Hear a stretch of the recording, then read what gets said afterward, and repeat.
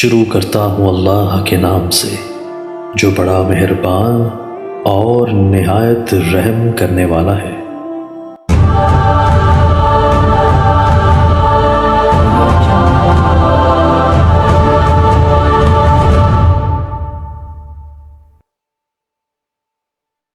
غزوہ ہند کی وضاحت کریں، کیا وضاحت کریں؟ وہ ہو گیا ہے، تم اپنے لڑنے جاؤ گے؟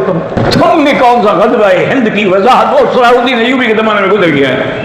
اس وقت مسلمان تھے جنہوں نے جانیں قربان کی اور دین کو پھیلایا، کفر کو توڑا، بتوں کو توڑا۔ محمود غزنوی کو اربوں کی آفر کی گئی کہ ہمارے اس بت کو مت توڑیں، جتنا سونا لے لیں، چاندی لے لیں، جواہر لے لیں۔ اور نے کہا میں تاریخ میں یہ نہیں لکھوانا چاہتا کہ بت شکن، میں اپنا بت فروش تھا، بت بیچنے میں لکھوانا چاہتا کہ بت شکن تھا۔ انہوں نے کہا توڑ دو اس بت کو۔ توڑا گیا تو اس اتنی جائیداد نکلی جس کا تصور بھی نہیں تھا۔ ہر مرض کی شفا کے لیے پانی پر 70 بار فاتحہ قل اللہ احد معوذتین پڑھے۔ ٹھیک ہے، اللہ کا قرآن ہے، کیوں نہ پڑھو؟ پوچھنے کی کیا ضرورت ہے مجھ سے؟ اللہ کا قرآن ہے، اس میں کیا ضرورت ہے کہ پوچھیں کہ ٹھیک ہے یا غلط ہے؟ نعوذ باللہ، جو کہے غلط ہے وہ مسلمان ہے پھر۔ بھائی جو آدمی نماز میں مثلاً 3 رکعتیں عشاء کی ہو گئی، چوتھی رکعت میں شامل ہوا، اب اس کے ذمہ 3 رکعتیں، وہ کھڑے ہو کے 1 رکعت پڑھے گا تاکہ یہ پہلی 2 بن جائے، پھر تشہد میں بیٹھ جائے گا، پھر کھڑا ہو کے 2 پڑھے گا۔ کہتے ہیں حرم کے اوپر جو پرندے اڑ رہے ہیں یہ ابابیل ہے۔ کوئی ابابیل نہیں، اس وقت آئے تھے واپس چلے گئے، ابھی نہیں ہے، یہ ابابیل نہیں ہے۔ صلی اللہ علی محمد میں پڑھتا ہوں، ٹھیک ہے، کوئی بات نہیں۔ صلی اللہ علی محمد، یا رب صلی علی محمد، صلی اللہ علیہ یا محمد، صلی اللہ علیہ یا رسول اللہ، صلی اللہ علیہ وسلم، جو بھی پڑھیں الحمدللہ درود ہے اور نعمت ہے۔ لیکن ایک بات یاد رکھیں، افضل درود وہ ہے جو نماز میں پڑھتے ہیں، باقی سب جائز ہے۔ ہم نے زمین خریدی ہے لیکن اس نیت سے کہ جب ضرورت ہوگی تو بیچ دیں گے، اس پہ زکوٰۃ ہے۔ جو زمین آپ خریدیں گھر بنانے کے لیے اس پہ زکوٰۃ نہیں ہے۔ اگر خریدی ہے کہ بھئی اس کا ریٹ بڑھے گا ہم بیچ دیں گے، اب زکوٰۃ ہے، اور زکوٰۃ بھی ہر سال کی مارکیٹ ویلیو پر ہوگی، یعنی پچھلے سال قیمت 1 لاکھ تھی تو 1 لاکھ کی، اس سال 1.5 لاکھ کی ہوگی تو 1.5 لاکھ کی زکوٰۃ دیں گے۔ میں نے عبدلی صاحب کے رسالے میں پڑھا ہے کہ سورۃ فاتحہ، آیت الکرسی، شہد اللہ، قل اللہ مالک الملک، اللہم انت ربی، پتہ نہیں کیا ہے، بہرحال سب ٹھیک ہے۔ جو بات قرآن ہو یا حدیث ہو پوچھنے کی ضرورت نہیں۔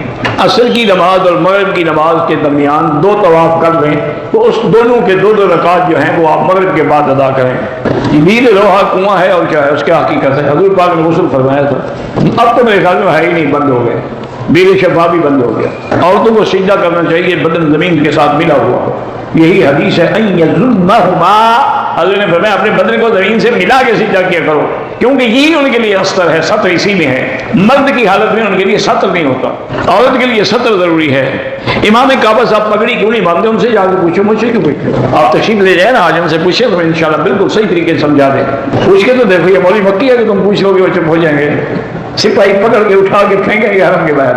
کوئی ضروری پگڑی سنت ہے، ضروری تو نہیں نا، رومال باندھو، ٹوپی باندھو، پگڑی باندھو، سب جائز ہے، کوئی غلط کام تو نہیں کر رہے۔ یہ تو تم نے ایک اصول بنایا ہوا ہے نا جی، آسا بھی رنگین ہو، پگڑی بھی ہو ہاتھ میں جمعہ کے دن، لیکن بیان بدعت کرے گا، صرف یہی سنت ہاتھ میں ہوگی، باقی بیان میں ساری بدعت ہوگی۔ مقتدی نے امام کے ساتھ سجدہ سہو کیا، باقی جو رکعات رہ گئی اس میں واجب ترک ہو گیا، کس سے ترک ہو؟ مقتدی سے، اس میں کچھ نہیں، امام سے ترک ہو گیا تو سجدہ سہو کر چکا۔ اگر کسی امام کی داڑھی مجھ سے کم ہو، دعا کریں اللہ کرے پوری ہو جائے، بڑھنے والی چیزیں بڑھ جائے گی۔ بغیر پاکستان سے بغیر احرام کے جدہ ایئرپورٹ اترے اور سیدھا طائف سے احرام باندھ کے آ جائے، ٹھیک ہے، کوئی دم نہیں۔ مسجد خیف کے اندر 70 انبیاء کی قبریں ہیں، یہ 101% جھوٹ ہے۔ اگر وہاں انبیاء کی قبریں ہوتی تو حضور ان کے اوپر چلتے اور ان کے اوپر کھڑے ہو کے نماز پڑھتے۔ خدا کا خوف کیا کرو، جھوٹ بولتے ہوئے سمجھا بھی تو کرو۔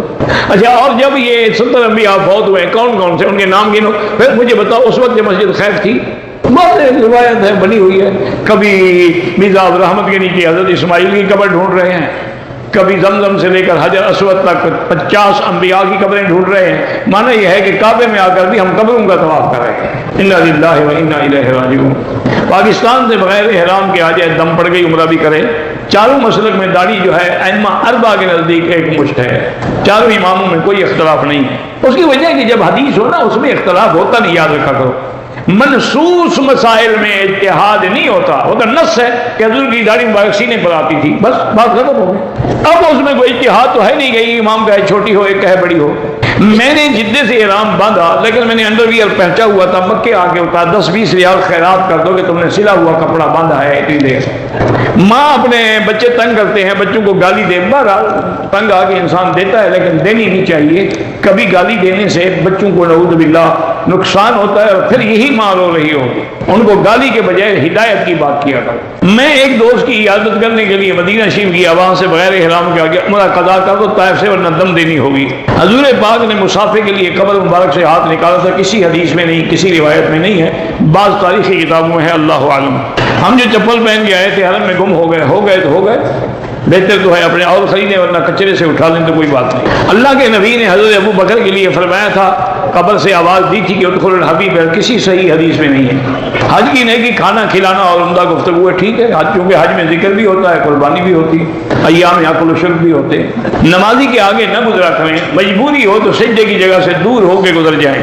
کہتے جی کہ میں انڈیا سے آیا ہوں، میرا پیٹ چلتا رہتا ہے، کافی عرصہ ہو گیا، وہ ٹھیک ہونے میں نہیں آتا ہے۔ میرا بھائی اس کا علاج خود حدیث پاک میں ہے۔ ایک صحابی نے آ کے حضور صلی اللہ علیہ وسلم سے عرض کیا، حضور میرے بھائی کو شکایت ہے اسہال کی، پیٹ چل رہا ہے۔ آپ نے فرمایا اسقہ ہو اصلاً، اس کو جا کے شہد کی شربت بنا کے پلاؤ۔ چلا گیا، پھر آیا، انہوں نے کہا حضور میں نے آپ کے حکم پہ شہد کی شربت بنا کے پلائی ہے، وہ تو اور زیادہ ہو گیا۔ فرمایا اسقہ ہو اصلاً، جاؤ پھر پلاؤ۔ انہوں نے جا کے دوبارہ پلائی۔ حضور کا حکم تو نہیں انکار کیا جا سکتا، اللہ کے نبی کا حکم۔ آپ پلائی، پھر رات ہو تو پہلے سے ہی بڑھ گئے ہیں، اس کے ساتھ اور زیادہ ہو، آپ اسکے ہو اصلا، پھر پلاؤ۔ تیسری دفعہ جب پلایا، آپ چوتھی دفعہ آیا، بڑا فرق گیا، بالکل اس کے پیٹ کے جو ساتھ تھے بند ہو گیا۔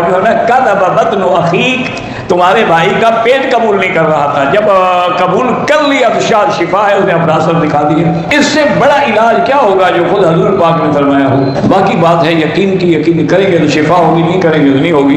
حرم کے باہر کھانے کے لیے جو لائن لگی ہوتی ہے، اگر آپ غریب ہیں تو لے لیا کرو، کھا لیا کرو، اگر امیر ہیں پھر نہ لیں، اللہ نے آپ کو خود توفیق دی ہے، آپ دینے والے بنو، لینے والے تو نہ بنو۔ حضور نے فرمایا الید العلیٰ خیر من الید السفلیٰ، اوپر والا ہاتھ اچھا ہوتا ہے نیچے والے ہاتھ سے۔ فی آدمی ایک پتہ کریں، سارے مردوں کے لیے ایک کافی ہے، نہیں پوری امت کے لیے ایک کافی، ایک کے لیے ایک کرو گے اللہ کے بدلے۔ یہ سارے رشتہ داروں کو ایک مٹر کھانا چاہتا ہے نا، پتہ تو لگے تمہیں جب 10-20 عمرے کرنے پڑیں گے۔ دعا کرو اللہ ان کی مغفرت کرے، بس بات ختم ہو گئی۔